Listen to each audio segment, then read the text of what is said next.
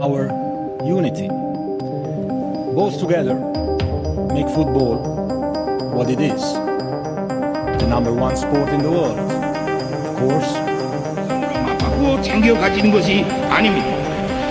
지금 우리 국경선 앞에서는 전쟁 열에 들떠 광증을 부리는 돌연변이들이 Sudah jatuh tertimpa tangga. Tragisnya Korea Utara U11 USA terindikasi curang dan dibantai Uzbekistan 3-0. Sebelum kita menyelami tragedi sepak bola paling dramatis tahun ini, jangan lupa untuk like, komen, dan subscribe. Supaya kamu nggak ketinggalan kabar-kabar terpanas dari dunia sepak bola, terutama timnas Garuda kita. Percaya deh, jempolmu nggak akan mengurangi rezeki, justru bisa bantu pemerintah kurangi pengangguran. Yuk, kita lanjut. Skandal umur, bayang-bayang curang di balik tim Korea Utara U11. Bukan rahasia lagi, Piala Asia U11 2025 kini diselimuti awan kelabu akibat skandal besar yang menyeret nama Korea Utara. Ya, tim yang sempat menyingkirkan Indonesia U11 dengan skor telak 6-0 itu kini sedang berada di ujung tanduk usai dituding mencuri umur. Isu ini pertama kali mencuat lewat media sosial, di mana para netizen curiga bahwa beberapa pemain Korea Utara yang berlaga di turnamen ini memiliki penampilan fisik dan kedewasaan yang tak sesuai dengan usia maksimal 11 tahun. Rambut tipis, otot menggunung, hingga sorotan mata seperti om-om karir, semuanya jadi bahan kecurigaan. Media Korea Selatan dan Iran dengan cepat memblow up isu ini. Bahkan media-media besar menyebut ini sebagai bentuk pengkhianatan terhadap nilai-nilai luhur sportivitas.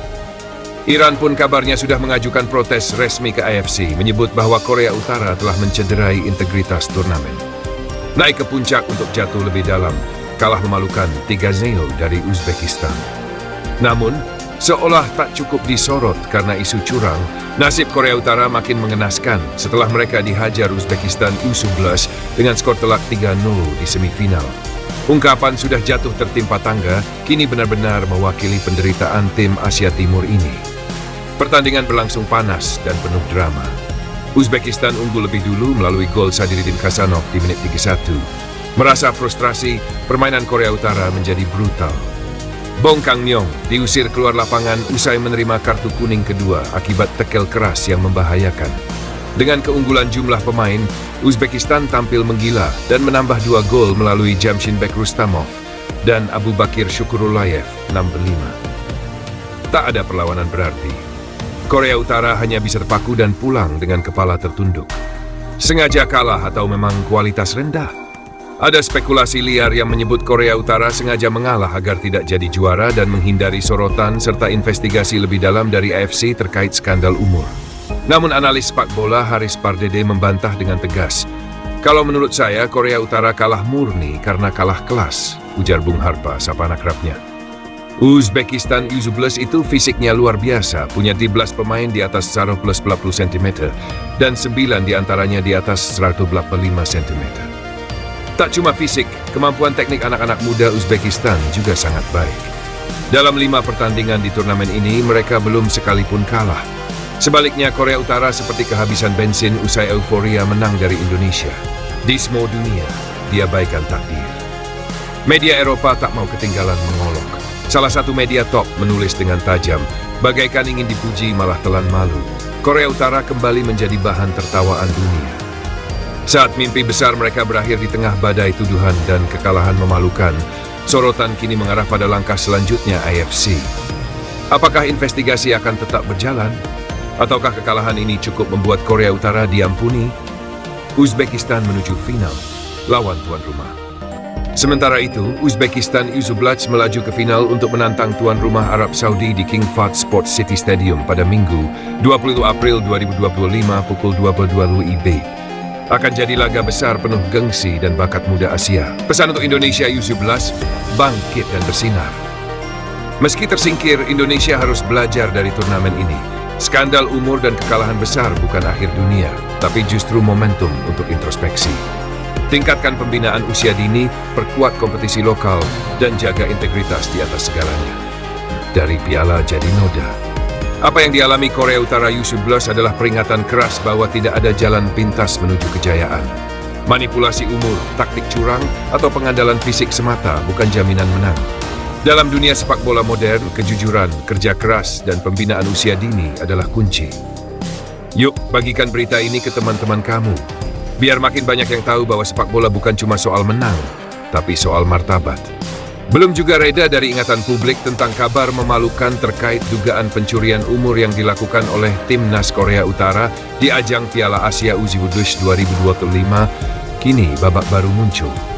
Negara-negara besar langganan Piala Dunia seperti Korea Selatan, Argentina, Brasil, Jerman, hingga Portugal kompak menjadikan Korea Utara sebagai bahan olok-olokan global. Bagaimana tidak? Di sebuah kompetisi yang sejatinya menjadi ajang pembinaan usia muda, Korea Utara justru dituding memainkan pemain senior dengan perawakan yang bahkan lebih pantas bersaing di level U25 atau bahkan U30. Saat menghadapi timnas Indonesia U17 di perempat final Piala Asia U17 2025, para pemain Korea Utara menunjukkan dominan fisik luar biasa. Tim Garuda Asia yang dipimpin oleh pelatih Nova Arianto benar-benar kewalahan menghadapi tekanan bertubi-tubi dari tim lawan. Hasil akhir, kekalahan telak 0 yang membuat banyak pecinta sepak bola tanah air mengelus dada. Namun justru dari sinilah mata dunia mulai terbuka. Banyak yang mempertanyakan, benarkah mereka semua di bawah 11 tahun? Jawabannya tak datang dari pengakuan, tetapi dari perawakan fisik dan kejanggalan data usia yang beredar. Negara-negara besar bereaksi. Tim senior menyamar jadi junior, respons dunia tidak main-main. Media Korea Selatan langsung menyindir tetangganya tersebut dengan tajuk-tajuk satir. U11 atau U30, tulis media lokal mereka. Sementara perwakilan dari Asosiasi Sepak Bola Argentina dan Jerman menyatakan secara terbuka bahwa aksi Korea Utara mencederai semangat fair play. Ini bukan soal menang atau kalah, ini soal integritas.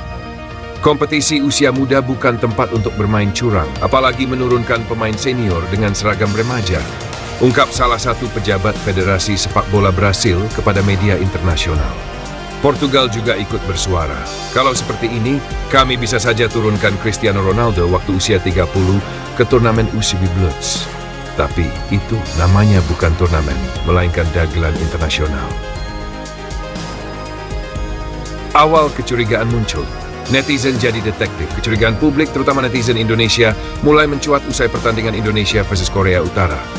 Banyak yang menyadari bahwa perawakan pemain Korea Utara sangat tidak lazim untuk remaja berusia 16-17 tahun. Beberapa pemain tampak memiliki postur tinggi besar, rahang tegas, dan brewok samar, atribut yang jarang dimiliki pemain seusia itu. Salah satunya adalah John Yong-un, yang dilaporkan memiliki tinggi badan hampir 190 cm, jauh di atas rata-rata pemain U17 dunia. Dari total 23 pemain yang dibawa oleh pelatih Wes Song, sebanyak 7 pemain memiliki tinggi badan lebih dari 140 cm. Bandingkan dengan timnas Indonesia yang hanya memiliki satu pemain di atas 180 cm, yakni Dava Setiawarman. Warganet pun ramai-ramai melakukan penyelidikan digital.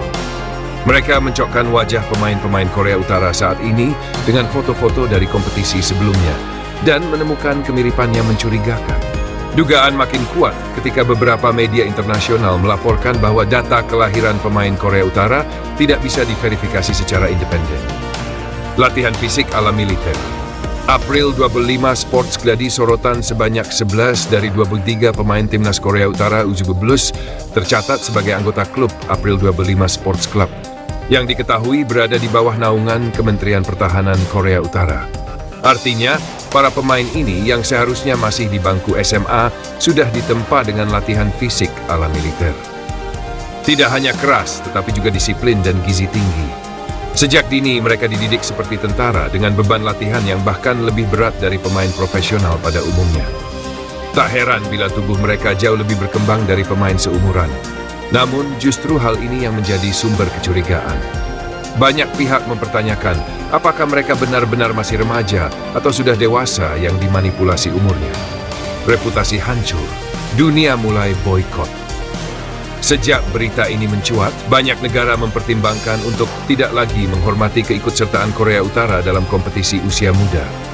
Mereka menganggap bahwa Korea Utara telah merusak kepercayaan dan semangat sportivitas dalam sepak bola. Kami akan meninjau ulang kerjasama dengan Federasi Korea Utara. Setidaknya sampai mereka mampu membuktikan komitmen terhadap kejujuran dalam olahraga ujar salah satu pejabat IFC dari Jepang.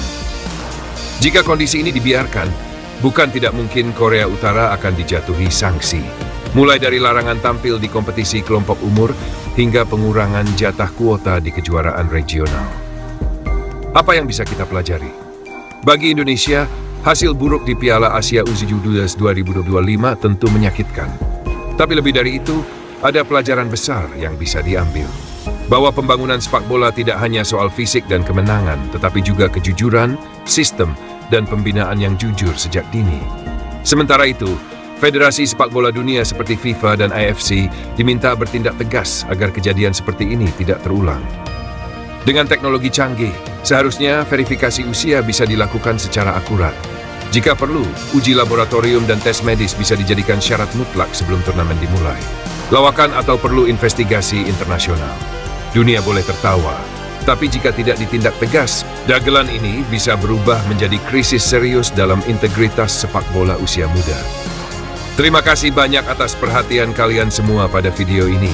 Jangan lupa untuk like, komen, dan subscribe agar kalian tidak ketinggalan update info terbaru dari kami.